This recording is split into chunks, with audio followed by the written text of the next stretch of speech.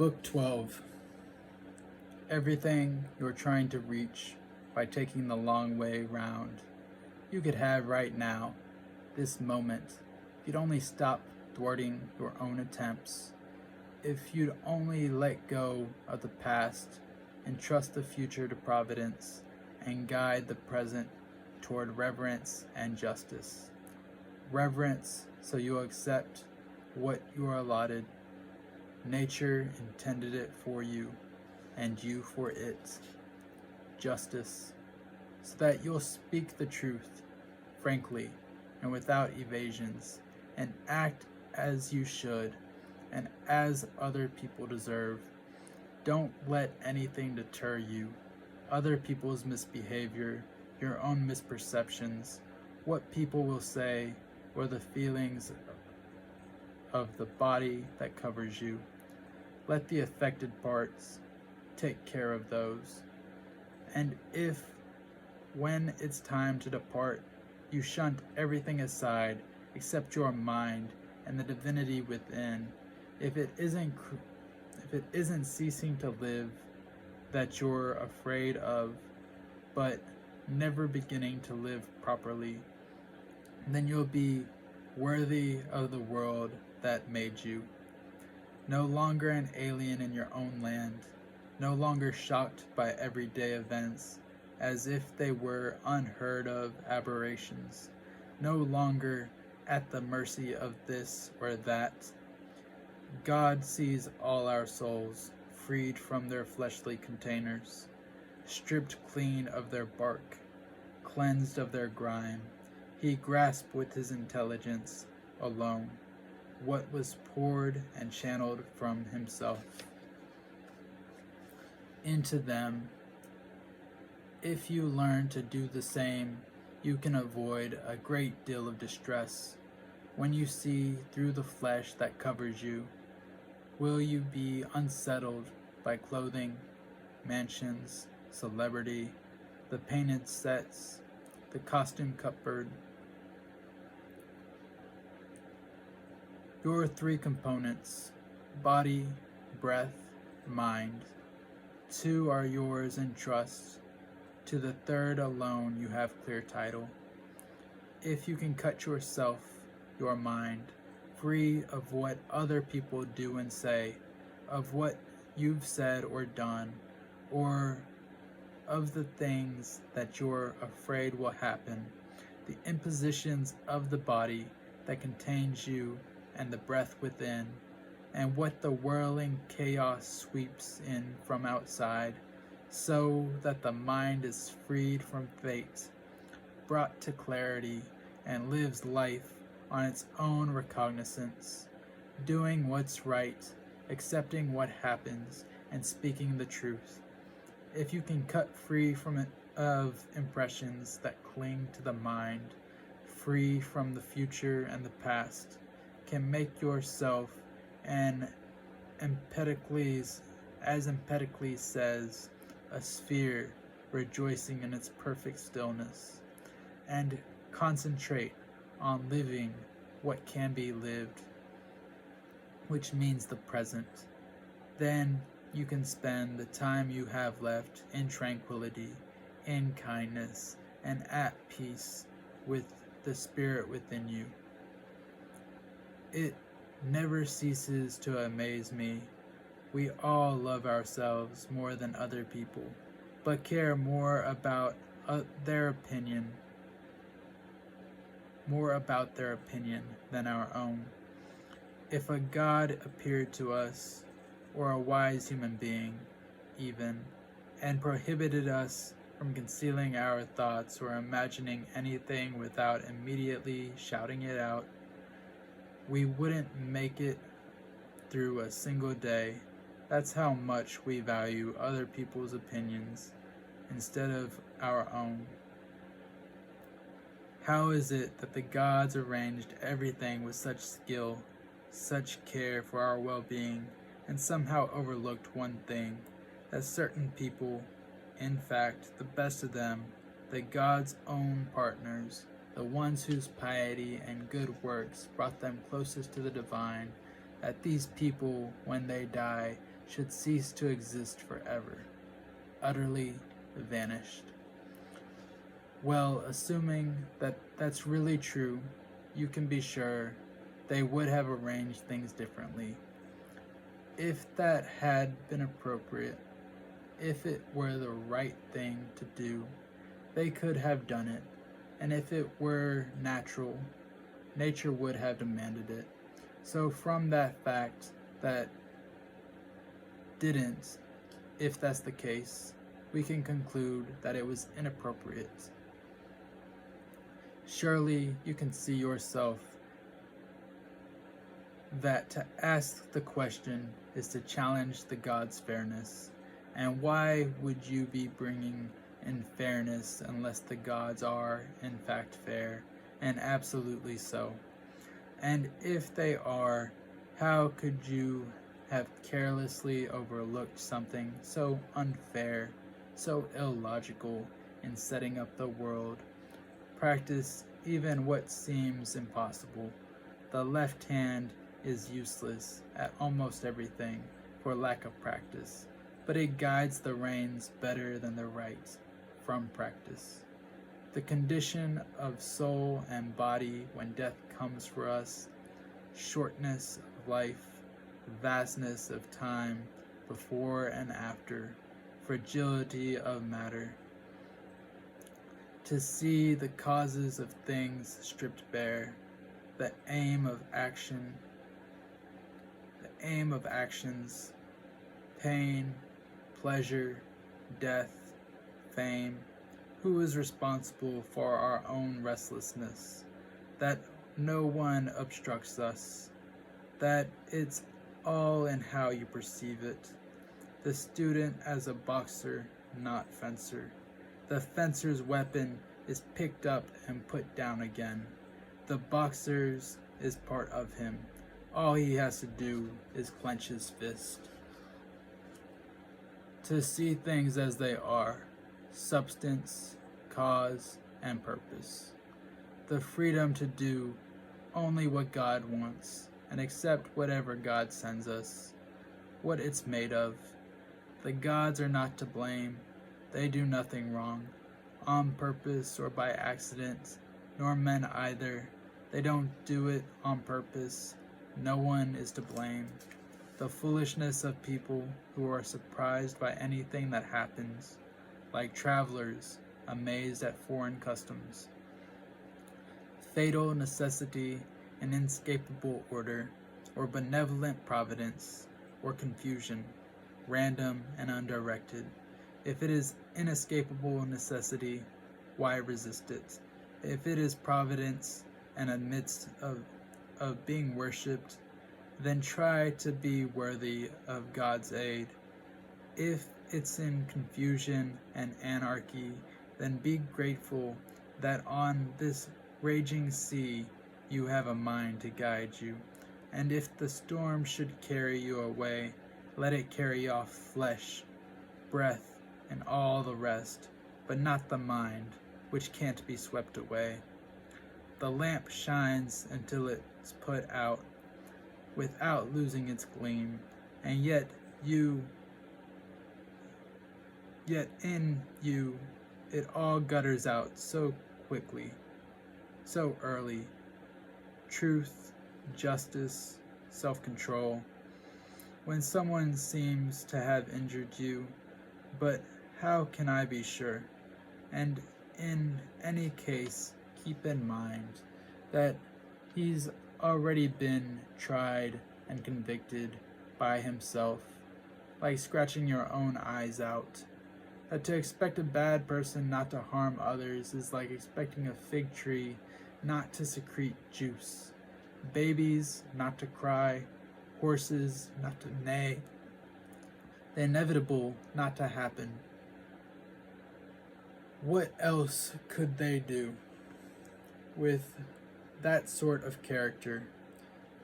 If you are still angry, then get to work on that. If it's not right, don't do it. If it's not true, don't say it. Let your intention be. At all times, look at thing itself, the thing behind the appearance, and unpack it by analysis. Cause, substance, purpose, and the length of time it exists. It's time you realize that you have something in you more powerful and miraculous than the things that affect you and make you dance like a puppet. What's in my thoughts at this moment? Fear, jealousy, desire, feelings like that.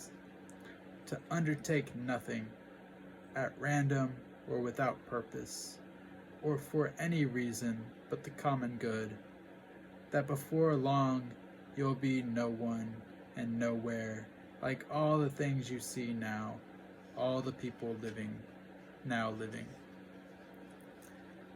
Everything's destiny is to change, to be transformed, to perish, so that new things can be born. It's all in how you perceive it. You're in control. You can dispense with misperception at will, like rounding the point, serenity, total calm, self-anchorage. A given action that stops when it's supposed to is none the worse for stopping, nor the person engaged in it either. So too with the succession of actions we call life. If it ends when it's supposed to, it's none the worse for that, and the person who comes to the end of the line has no cause for complaints. The time and stopping point are set by nature, our own nature, in some cases, death from old age, or nature as a whole, whose parts, shifting and changing, constantly renew the world and keep it on schedule. Nothing that benefits all things can be ugly or out of place. The end of life is not an evil. It doesn't disgrace us. Why should we be ashamed of an involuntary act that injures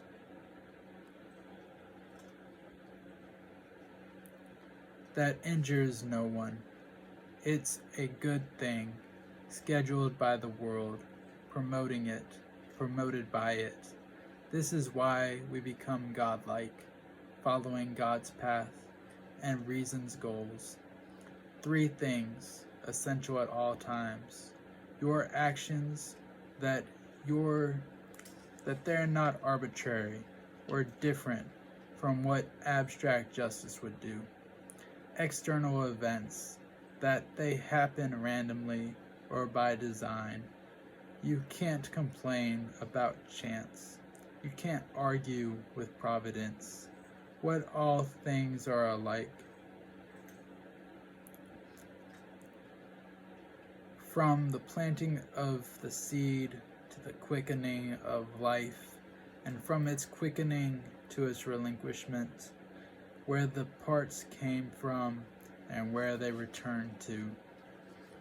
That if you were suddenly lifted up and could see life in its variety from a vast height, and at the same time all things around you in the sky and beyond it, you'd see how pointless it is, and no matter how often you saw it, it would be the same, and the same life forms, the same lifespan. Arrogance about this. Throw out your misperceptions and you'll be fine. And who's stopping us from throwing them out? To be angry at something means you've forgotten that everything that happens is natural, and the responsibility is theirs, not yours. And further, that whatever happens has always happened and always will, and is happening at this very moment, everywhere, just like this. What links one human being to all humans? Not blood or birth, but mind, and that the individual's mind is God and of God, that nothing nothing belongs to anyone. Children, body, life itself, all of them come from the same source. That it's all how you choose to see things. That the present is all we have to live in or to lose. Constantly run down the list of those who felt intense anger at something, the most famous, the most unfortunate, the most hated, the most whatever, and ask, where is all that now? Smoke, dust, legend. Or not even legend. Think of all the examples in the country, in the orchard, obsession and arrogance, and how trivial the things we want so passionately are, and how much more philosophical it would be to take what we're given and show uprightness, self-control, obedience to God, without making a production of it. There's nothing more insufferable than people who boast about their own humility. People ask, have you ever seen the gods you worship? How can you be sure they exist? Answers, just look around you. I've never seen my soul either, and yet I revere it. That's how I know the gods exist, and why I revere them. For from having felt their power over and over. Salvation, to see each thing for what it is, its nature and its purpose. To do only what is right, say only what is true, without holding back. What else could it be but to live life fully? To pay out goodness like the rings on a chain, without the slightest gap. Singular, not plural. Sunlight, though broken up by the walls and mountains and 1,000 other things. Substance, though split into 1,000 forms, variously shaped. Life, though distributed among 1,000 different natures, with their individual limitations. Intelligence, even if it seems to be divided. The other components, breath, matter, lack any awareness or connection to one another, yet unity and its gravitational pull embrace them too. But intelligence is uniquely drawn toward what is akin to it, and joins with it inseparably in shared awareness. What is it you want? To keep on breathing? What about feeling, desiring, growing, ceasing to grow, using your voice, thinking? Which of them seems worth having? But if you can do it without them all, then continue to follow Logos and God to the end, to prize those other things, to grieve because the death deprives us of them is an obstacle. The fraction of infinity, a vast abyss of time allotted to each of us, absorbed in an instant into eternity, the fraction of all substance and all spirit, the fraction of the whole earth you crawl about on. Keep all that in mind and don't treat anything as important except doing what your nature demands and accepting what nature sends you. How the mind conducts itself, it all depends on that. All the rest is within its power and beyond its control, corpses and smoke, an incentive to treat death as unimportant. Even people whose only morality is pain and pleasure, can manage that much. If you make ripeness alone your good, if a few actions more or less, governed by the right logos, are merely a few more or less. If it makes no difference whether you look at the world for this long or that long, then death shouldn't scare you. You've lived as a citizen in a great city, 5 years or 100, what's the difference? The law makes no distinction.